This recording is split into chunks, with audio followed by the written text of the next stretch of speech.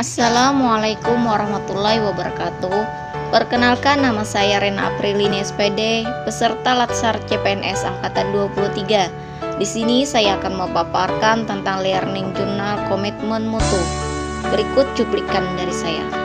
Pengertian komitmen mutu. Komitmen adalah suatu keadaan di mana seseorang membuat perjanjian baik kepada diri sendiri maupun kepada orang lain yang tercermin dalam tindakan atau perilaku tertentu yang dilakukan secara sukarela. Sedangkan mutu adalah suatu nilai atau kualitas. Jadi, komitmen mutu dapat diartikan sebagai janji terhadap diri sendiri yang tercermin dalam tindakan dan perbuatan untuk menjaga standar yang telah ditetapkan. Komitmen mutu ini dapat dilihat pada seseorang yang bekerja bersemangat, tidak ingin menyia-nyiakan waktu serta hasil karyanya dapat bermanfaat. Terdapat 4 indikator dari nilai-nilai dasar komitmen mutu, antara lain 1. Efektif, yang berarti berhasil guna. Sasaran dapat dicapai hasil sesuai rencana atau target.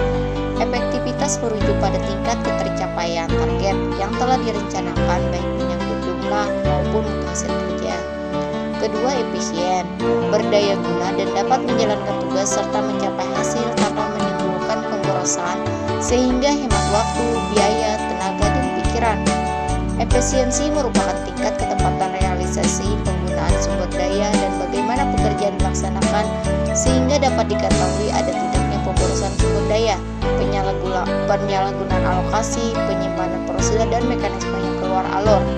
Yang ketiga, ada inovasi, penemuan sesuatu yang baru atau mengandung kebaruan, mewujudkan ide kreatif menjadi hasil pekerjaan, serta mampu untuk menciptakan atau melakukan sesuatu yang baru dan berbeda. Yang keempat, ada orientasi mutu, mengarahkan semua upaya dalam rangka memuaskan pelanggan atau publik. Mutu merupakan standar yang menjadi dasar untuk mengukur hasil capaian kerja. Selain itu juga sebagai pembeda dengan produk yang dihasilkan oleh lembaga sejenis. Manajemen mutu merupakan sistem manajemen yang mengangkat kualitas sebagai strategi usaha dan berorientasi pada kepuasan pelanggan dengan melibatkan seluruh anggota organisasi. Jadi, manajemen mutu harus dilaksanakan secara terintegrasi dengan melibatkan seluruh komponen organisasi untuk senantiasa melakukan perbaikan mutu agar dapat memuaskan pelanggan. Bill Kress dalam Alessandro Sindoro memperkenalkan 5 pilar dalam manajemen mutu terpadu, yakni organisasi merupakan pilar tengah yang membuat kerangka kerja berorientasi mutu, produk yang bermutu sebagai hasil kerja organisasi diperoleh melalui proses yang bermutu pula, dengan didukung komitmen tinggi dari seluruh komponen organisasi.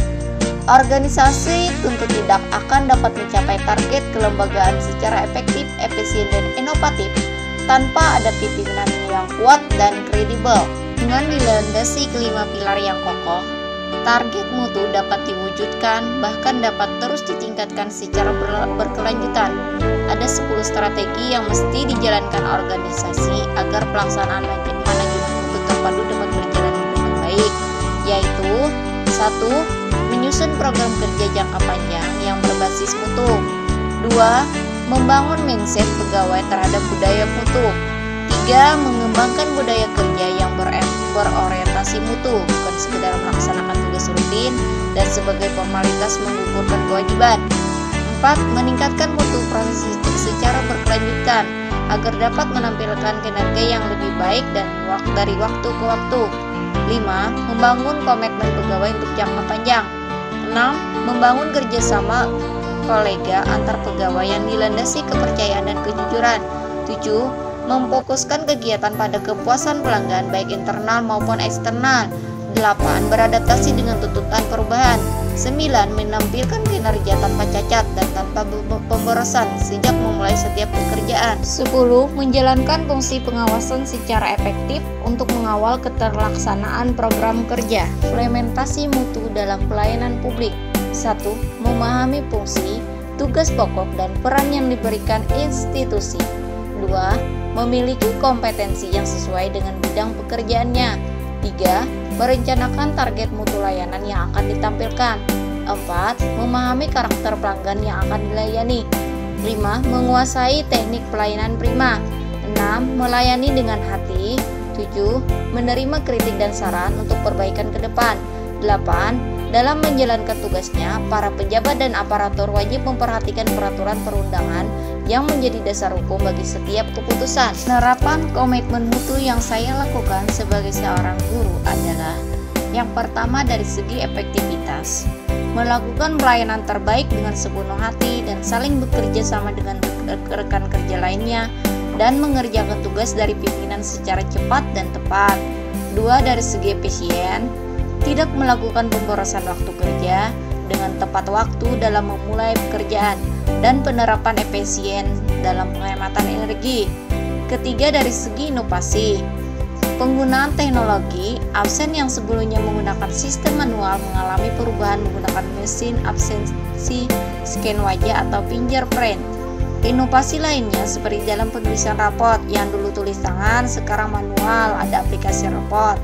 Yang selanjutnya, memanfaatkan perkembangan teknologi informasi dengan pemanfaatan multimedia pada materi yang digunakan. Contoh, memutar video atau film tentang pendidikan. Dari segi nilai mutu, memberikan arahan kepada pegawai dengan cara yang baik, seperti mengajak kawan-kawan untuk menggunakan media pembelajaran saat mengajar, agar pembelajaran menyenangkan dan lebih bermakna, sehingga outputnya siswa tertarik dan bersemangat dalam mengikuti pelajaran, sehingga nilai siswa menjadi meningkat. Burung Irian, burung cendrawasih, cukup sekian dan terima kasih.